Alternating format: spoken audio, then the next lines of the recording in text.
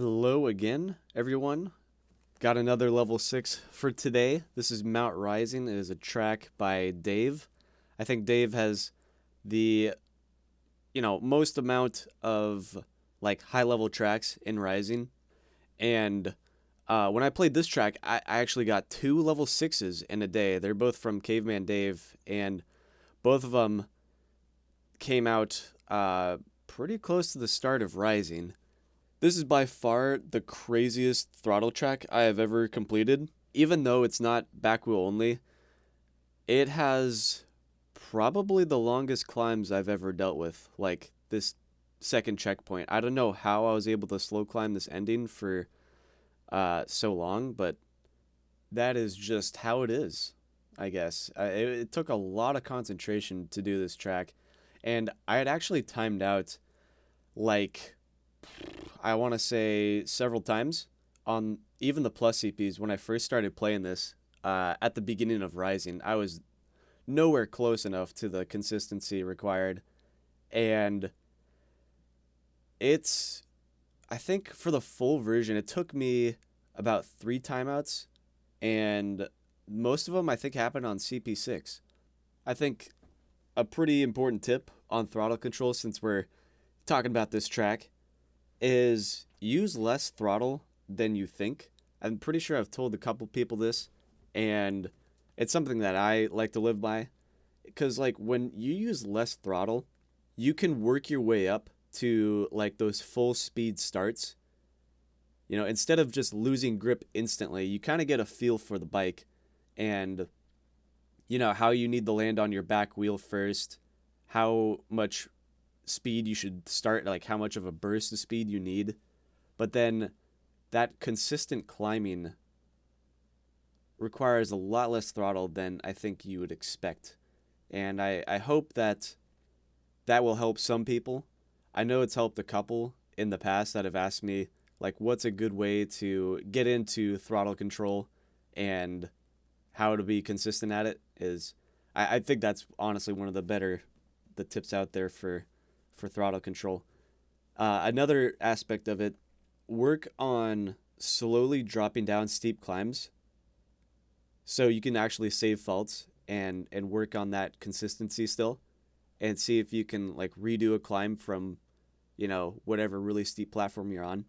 I can't tell you how many times it saved a run for me, like even at lower level ninjas, like when I'm trying to go for like pretty low faults, zero fault runs, single digit fault runs maybe for level like 3 to 4 stuff. It is crucial to have like a consistent practice for throttle control.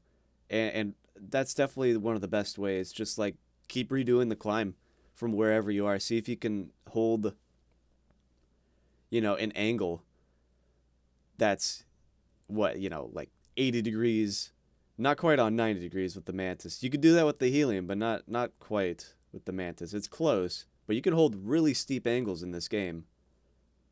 And just mess around with it and kind of get a feel of how much speed you need. One more thing about throttle control, and I think this goes for a lot of like back wheel tracks in particular, is to focus on the front tire. I think people ask me, like, where are you supposed to look when you're playing this game? And I think what I've realized is, especially on climbing tracks and back wheel only parts, is I am constantly focused on my front tire and seeing how close my front tire is to the ground.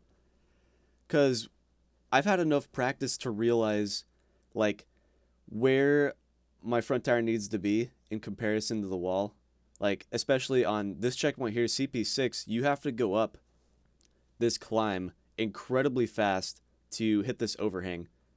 And if I go into this with my front wheel hovering off of the wall, just barely, I'm going to be able to build up enough speed and coast it up to the top where I eventually need to do this little burst and slam my back tire into the bottom of this platform to get enough momentum and bring my front wheel up over the overhang.